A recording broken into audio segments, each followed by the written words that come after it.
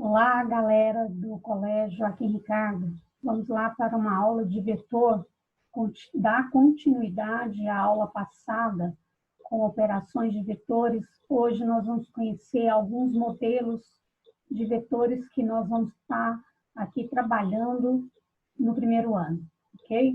Vamos lá. Bom, vamos só fazer uma releitura, relembrar o que é um vetor. O vetor é uma grandeza matemática que tem três características extremamente importantes. Quais são elas? Módulo, direção, sentido e unidade. Eu coloquei aqui embaixo para vocês, aqui, ó, até uma árvore de Natal feita de vetor. Lembrando que o vetor, ele é representado por uma seta, onde eu tenho origem e extremidade, ok? Vamos continuar.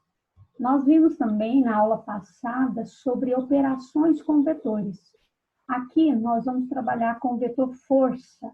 Então, vai aparecer a letra F para representar esse vetor força. Então, observe aqui na letra A, eu tenho dois vetores no mesmo sentido. Então, quando eu tiver dois vetores no mesmo sentido, faz-se necessário eu somar para eu encontrar o vetor resultante. Então, quando eu somo esses dois vetores, eu vou ter o módulo do vetor soma. Bom, na B aqui, eu tenho vetores perpendiculares. O que quer dizer vetor perpendicular? Quer dizer que aqui na base, no encontro desses dois vetores, eu tenho um ângulo de 90 graus.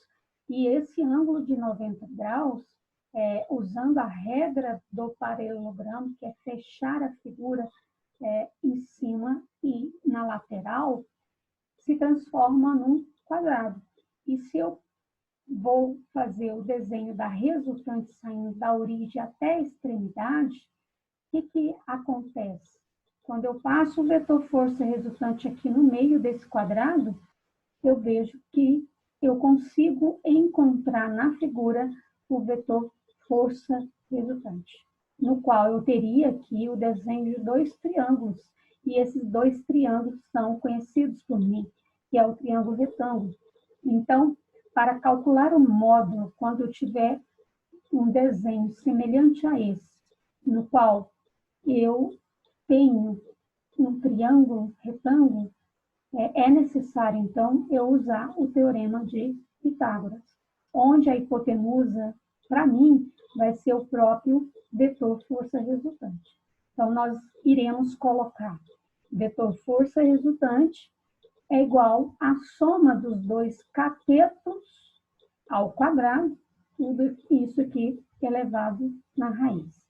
Eu não sei se vocês perceberam aqui, mas ficou faltando o quadradinho aqui, e o quadradinho no F1 e o quadradinho no F2, né? Igual a na de baixo aqui. Esqueci de colocar aqui, mas nas atividades nós vamos fazer essa correção. No último caso aqui, é para vetores que tenham ângulos de 30, 45 e 60. Se eu observar que entre esses dois vetores eu vou ter um desses ângulos que eu citei, ou qualquer outro, desde que não seja 90, nós vamos estar usando a lei do cosseno, onde fala que a força resultante é o F1 ao quadrado, mais o F2 ao quadrado, mais duas vezes F1, F2, cosseno do ângulo de θ. Tudo isso aqui dentro da raiz. Então, essa analogia, essa análise, esse resumo de operações com vetores nessa aula, ela está sendo sinalizada para que você relembre o que foi visto na aula passada, ok? Vamos continuar. Já que nós vamos falar de vetor força, nós temos alguns modelos de vetor força. Agora, se algum aluno vier perguntar, mas o que é força? Na física, não tem como definir o que é realmente força, mas a gente consegue identificar em algumas ações, né, provocada por nós mesmos, a ação da força. Vou te dar um exemplo. Quando você empurra alguma coisa, quando você empurra um sofá, empurra a geladeira ou puxa algo à mesa do lugar, né? Ou então você acaba de tomar refrigerante, vai lá e amassa a latinha com as mãos ou com os pés, né? Ou ao andar, se deslocar também. Isso aí tudo é sinônimo de força. Ela não é definida, mas ela é bem aplicável no nosso dia a dia e vista bem nítido nos exemplos que eu coloquei. Tá? Então, força é algo que eu consigo definir da seguinte forma: é algo que propõe a mim mudança do seu estado, né? E deformação do corpo, ok? Bom, alguns exemplos de força. Nós temos aqui o exemplo dessa moça esquiando, serve também para nós, né? Ao andar sobre o solo, é chamada força de atrito. Nós temos esse paraquedista caindo em queda livre, sem a ação do paraquedas aberto, né? Você está vendo que ele não está com o paraquedas aberto. Nós teríamos aí a força gravitacional, né? Tendenciando a puxá-lo para o solo. Temos aqui um rapaz empurrando um carrinho, também é uma força aplicada, uma força resultante aplicada no carrinho. Temos uma força de arraste, no caso o paraquedista que está com o paraquedas aberto, então essa força de arraste exercida aqui contrário ao paraquedas. Temos aqui um brinquedinho preso à mola, que quando você abre a caixa, ele começa a movimentar devido à mola. Essa força é chamada força elástica. Temos outro exemplo de força aqui, muito usual por nós. Perceba que você tem um ímã de ferradura, no qual está atraindo prego, né? E porquinhos aqui, ó, parafusos. Esses elementos metálicos estão sendo atraídos por ele. É chamado de força magnética. Temos outra força que nós usamos muito ao brincar de cabo de guerra.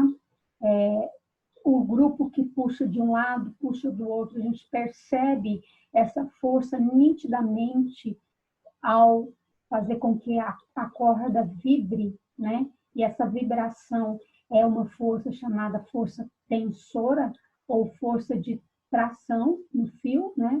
Ou na corda. Temos aqui a força de impulso, que está empurrando o balão para cima, né? Favorecendo com que ele possa se deslocar. Então, aqui nós temos esses exemplos de forças que irão aparecer nas atividades e no qual eu devo olhar na questão, saber identificá-la e saber como usar as equações para estar calculando esse tipo de força, certo?